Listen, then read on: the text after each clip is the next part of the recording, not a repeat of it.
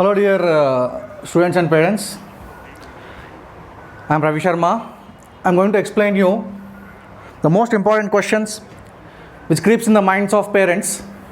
Why my child is getting very low marks in weekly tests? Because these colleges conduct tests and they send SMS reports to parents. So students and parents both are worried, and both of them mostly generally they don't know the reasons. If at all we have take total strength to be 100, 95% parents don't know, 95% students don't know what's happening wrong with them. So the question is, why students get less marks in IIT and weekly tests like competitive examination test in particular? Board examination they do well actually. And the solution for that is GPP, that is guided practice, problem practice. First I'll explain the problem, then I'll tell you the solution for the problem. Let us take one question which comes in the competitive examination or weekly test which is conducted by corporate colleges for the students, and saying that it's an IIT question or that level question. For example, you have a lift, in that there is a inclined plane on which there is a mass m and lift is accelerating downward.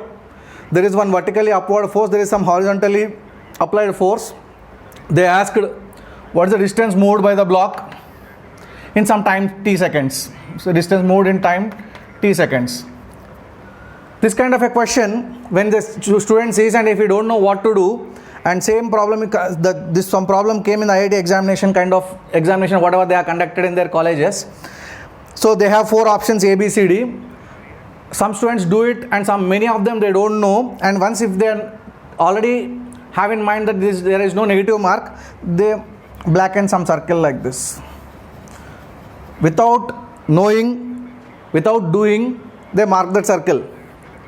Sometimes some students they do it and they don't know what to do. They try to apply some formula which has been given, A is equal to G m1 m2 by m1 minus m2, and they find the acceleration. Using that find the acceleration, s is equal to ut plus some half a t square. As time and acceleration are known, they substitute that and try to get that. But first of all, this acceleration has been derived for some special case which has been not known to them, and many other mistakes they do it. I am talking about not the top students whom they train in top batches. I am talking about general many other students, 99% of the students those who don't know how to solve problems. So what to be done? What's the solution for this? Guided practice, problem practice. First we have to take only one object at a time. This one. Give some mass to it, 10 kg. And ask what is the normal force here. Next, on same problem, we can apply some vertically downward force, some 10 newtons or 110 newtons. And what is the normal force here? Next, let us complicate the problem by applying an inclined force like this. F is equal to 25 newtons and this angle has been given, theta, that is some 37 degrees. And now find the normal force here.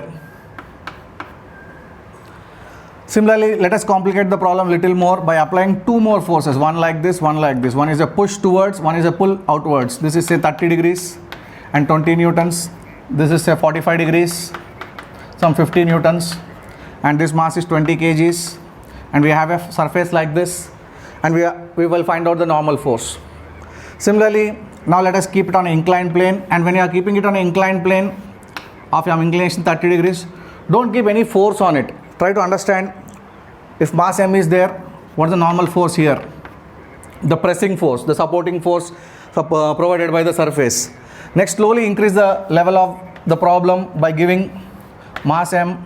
Some force you give it extra on that, so 20 newtons like this, some 30 degrees. Try to maintain this angle and other things same, so that what is a small difference between them, the student will calculate it. If at all I change this mass and I change this angle, I change this force, suddenly student cannot jump onto the bigger things.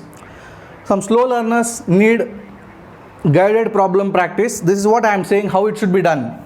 Next is, keep the incline, change the inclination if you want, change the mass if you want. Now apply 2 forces, one is a push, other is a pull, and name them as 20 newtons and 30 newtons like that. Next, take a lift.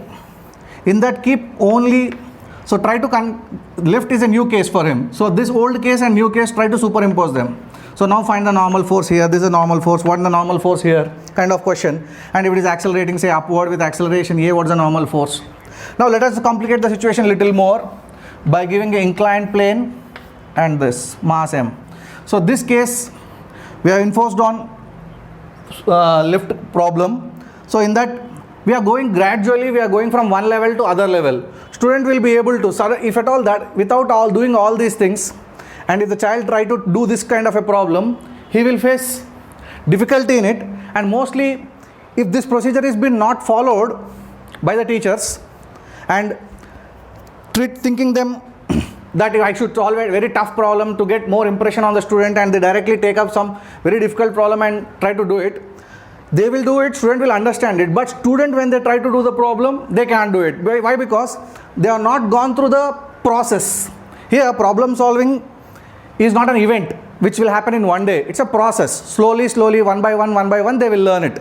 If at all directly you give this problem and teacher solves it, because teacher know how to solve it, he will do gradually the stepwise procedure, and every step below that one more steps he write it.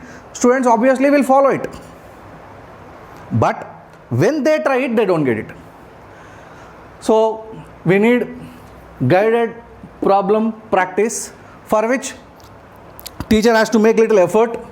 Before coming to a higher level problem, he need to go through the basics properly and make the child to do some problems, then only you should go to this.